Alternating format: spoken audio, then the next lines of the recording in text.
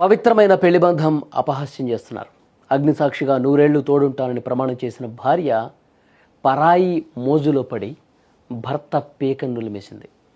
అక్రమ సంబంధానికి అడ్డుగా ఉన్నాడని కట్టుకున్న వాడిని పక్కా స్కెచ్తో కాటికి పంపించేసింది. అనకాపల్లి జిల్లాలో వెలుగు చూసిన ఈ కిరాతక ఉదంతం వింటే నిజంగా ఒళ్ళు గగురు పడుస్తుంది. అనకాపల్లి జిల్లా చీడికాడ మండలం తురుబోలు గ్రామానికి చెందిన డేగల చిన్న కొండమ్మలది 15 సంవత్సరాల నాటి బంధం. వెళ్ళగా 12 ఏళ్ల కుమారుడు కూడా ఉన్నాడు.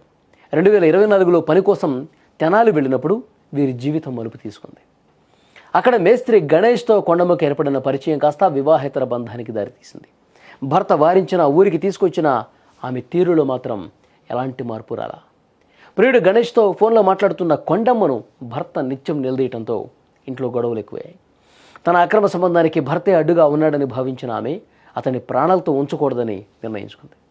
ఈ విషయాన్ని ప్రియుడు గణేష్కి చెప్పడంతో అతను తన బంధువు శివకుమార్తో కలిసి హత్యకు ప్లాన్ చేశాడు.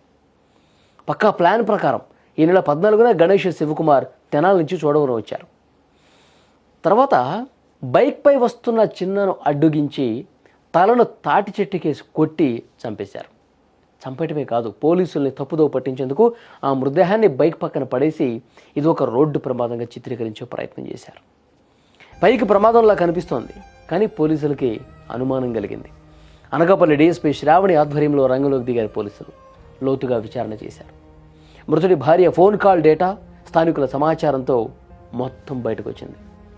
భర్తను రోడ్డు ప్రమాదంలో కోల్పోయానని నాటకమాడిన భార్యే మొత్తం ఈ హత్యకు సూత్రధారి అని తేలటంతో బంధువులు, కుటుంబ సభ్యులు, స్థానికులు షాక్ అయిపోయారు.